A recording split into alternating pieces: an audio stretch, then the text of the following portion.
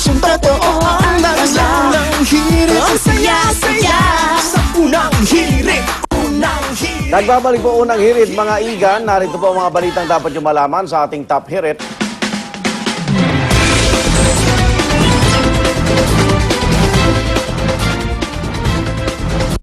Di pa rin daw makapaniwala ang American Idol Season 11 winner na si Philip Phillips. Kami rin po na siya ang nanalo sa kompetisyon. Ayon sa pambato ng Leesburg, Georgia, lalo daw niyang hindi inakala na magwawagi siya ng mapanood ang performance ni Jessica Sanchez kasama si Jennifer Holliday. Sa kabila naman ng mga nararamdamang kaba, excited pa rin daw siya na mag-umpisa ng panibagong karir. Pero bago magsimula ang concert tour ng Idol finalist sa Amerika sa July 6, magpapa-opera muna si Philip na may iniindang kidney problem. Maasa siya na gagaling siya bago po mag-umpisa yung concert series. How do you feel? Feeling, I don't know, I don't really feel anything. It's crazy. I'm still a little numb from the whole situation. It's just so unreal. Did I think I was going? No, heck no. Did you see Jessica's last performance? Yeah, I believe she sang the out of that song. I'm just so blessed to have all this happen, and it's so unreal, and you know, can't wait to see what next season comes. Actually, magkaiba sila, parang inanong sa Gary Granada versus Regine Velasquez. Apples and oranges, ang hirap talaga eh. Magkaiba eh. Pero hindi naman tayo mga sore losers. Ay, hindi. Congratulations pa rin kay Yeah, Philip. of course. Definitely not. Kaya tuloy yung mga critics sa Amerika talaga sabi, overrated si Jessica sa American Idol. At nagiging popularity contest na lang, hindi talent. Okay. Ayun. Or ibang klaseng talent siguro. Yeah. Pareho Kasi naman sila magaling malakas ang country dun sa Amerika Kaya di ba? Yung country walang roots sa atin yan, kaya wala siyang appeal masyado sa Pilipino dito. Parang, ba't ganun yung tunog nila? Gitara lang, masaya na sila. Mas sa kanila. Dito mas birit kasi tayo eh.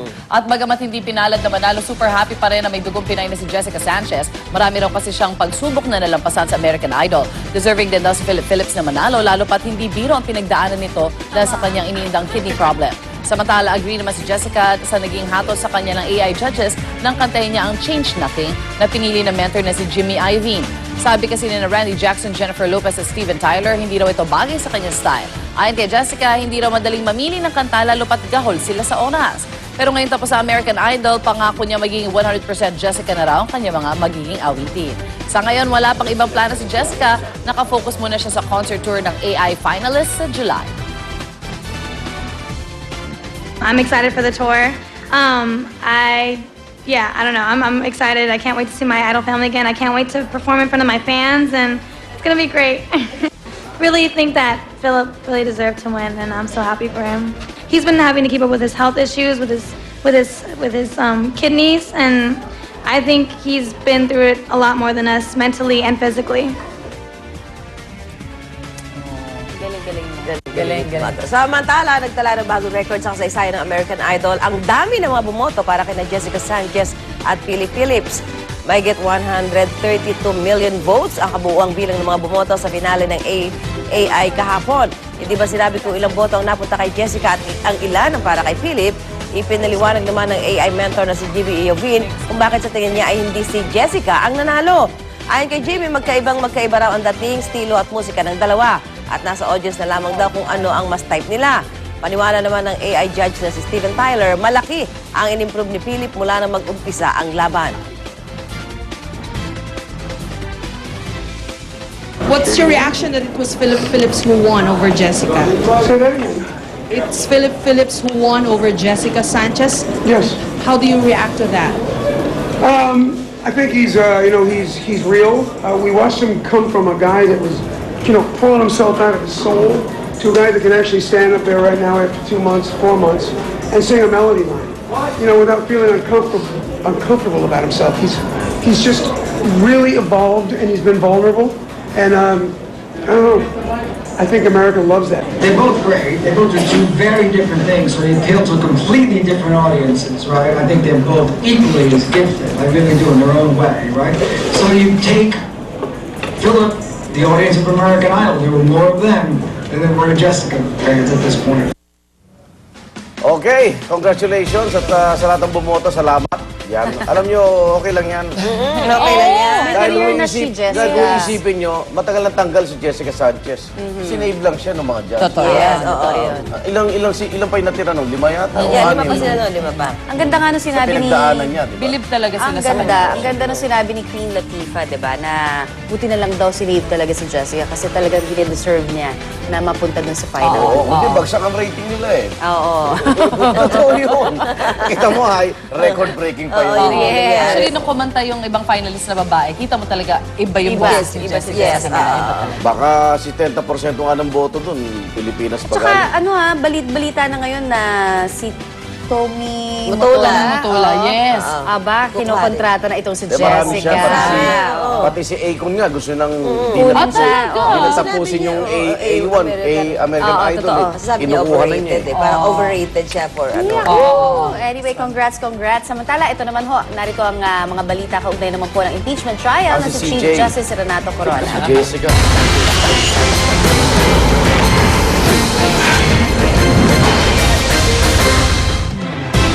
Ngayon pong araw, nakatakdang bumalik sa witness stand si Chief Justice Renato Corona.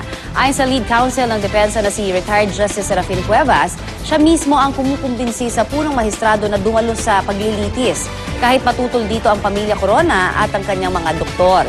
Pero paglilinaw ng mga doktor ni Corona, hindi naman daw inatake sa puso ang kanilang pasyente. Batay sa kanilang pagsusuri, tumaas ang troponin T level ni Corona o yung protein na inilalabas ng kanyang puso dahil sa kanyang problema sa kidney, na komplikasyon naman ng kanyang diabetes.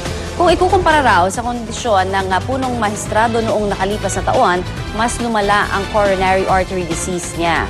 Kaya naman, ang stressful na aktibidad gaya ng pagharap sa korte, lubha raw delikado para sa kanya. Pero sa ngayon, nanatili ng stable ang kondisyon ni Corona at tinanggal na muna ang kanyang swero at inilipat na rin siya sa regular room mula sa ICU. Kaya pagkagaling ng Senado mamaya, kailangan bumalik si Corona sa ospital dahil marami pa raw pagsusuring gagawin sa kanya. Samantala, itutuloy ng prosecution ang pag-cross-examine kay Corona mamaya. Pangako nila, isasalang nilang may sakit ang punong maestrado pero sana raw ay wala na ibang gimmick na gagawin ang Chief Justice. Ang pagbabalik sa impeachment court ni Chief Justice Renato Corona, pag-uusapan natin mamaya sa Talakayan with Igan. Maaari kayo makibahagi sa aming Talakayan, mag-post ng inyong opinion at tanong sa official Facebook page ng Unang Hirit, facebook.com/unanghirit o sa UH Twitter account, twitter.com/unanghirit. Gamitin ang hashtag na Unang Hirit. Okay, at get well soon kay Atty. Karen Jimeno. Siya naman ay nasa ospital ngayon. Bakit? Siya naman ang nakaswero. Hanggang Sabado. Bakit? Ang sakit May niya? nagkasakit eh. Sobrang Stress stress. siguro. Stress. Get Stress. well soon, Attorney Karen. Get well soon. Okay, matapos naman pasaringan ni Chief Justice Renato Corona sa impeachment trial, binalikan naman ni Pangulong Noynoy Aquino ang punong maestrado bago basahin ang kanyang talumpati sa harap ng National Career Advocacy Congress kahapon. Nag-adlib muna ang Pangulo. Pakinggan niyo po ito. 3 pages lang po ito. Kaya magalala. Ayoko maakusa na walang sinabi pagkatapos magsalita ng 3 oras. Matatanda humigumulang 3 oras po ang tinagal ng opening statement ng punong maestrado sa kanyang unang pagsalang sa impeachment trial ng Martes. Paala rin ng Pangulo sa kanyang gabinete, dapat daw ay maigsi at diretso sa punto ang kanilang mga salita. Mas mahalaga raw kasi ang kilos at gawa.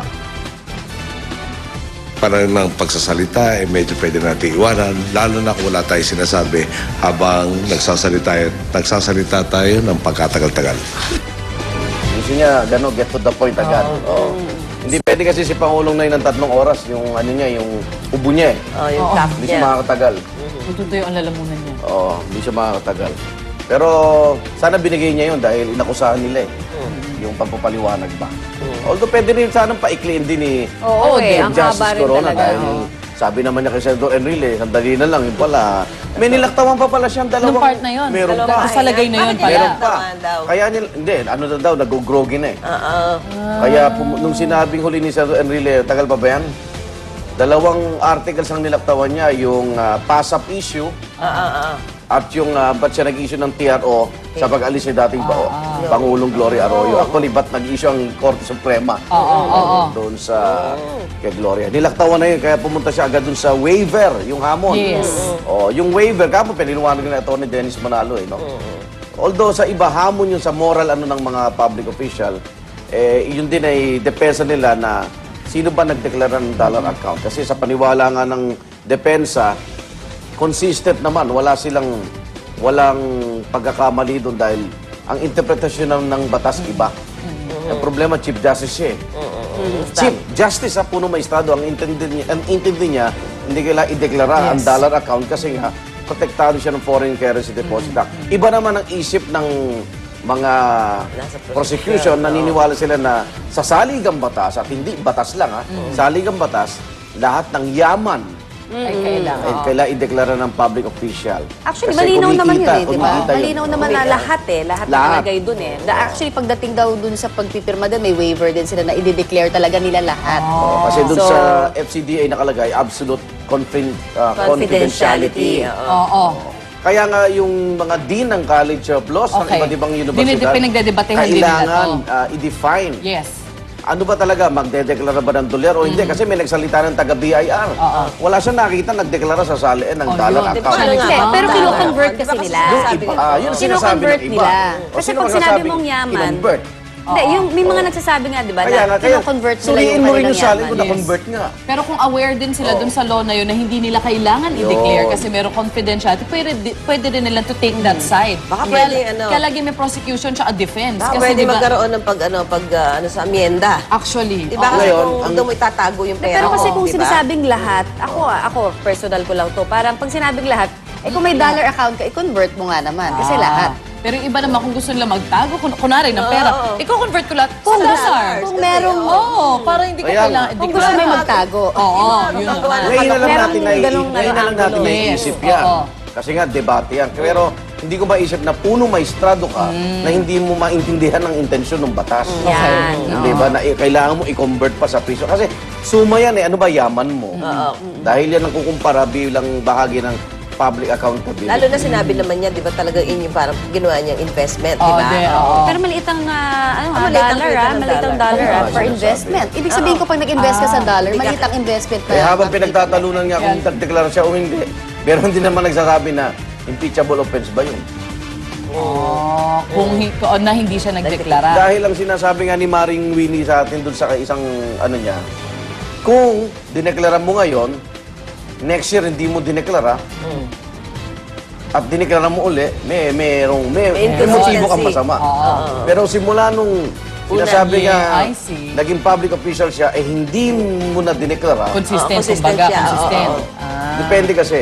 Kung Kailan paano ba siya nagkaroon ng dollar? Eto matindi. Sino ba naging... 1968. 1968. Well, at least, diba? Oh, pero hindi pa siya public official. Oo, hindi pa. Nagtrabaho siya, Hindi pa, parang wala yung pang first- salin. first Ito matindi. sweldo niya eh. Sino nga mag-i-interpret ng mga batas na yan? Korte Suprema. Okay, kanino bang teritoryo yun? Pasadahan naman natin mga action balita sa umaga ito. Narito na Ronda Reports.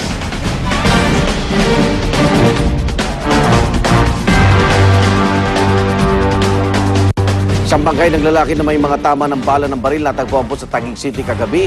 Hindi pa matiyak kung biktima siya ng hold-up. Yan ang Ronda Report ni Maria Bulaklak Ausente. Maria.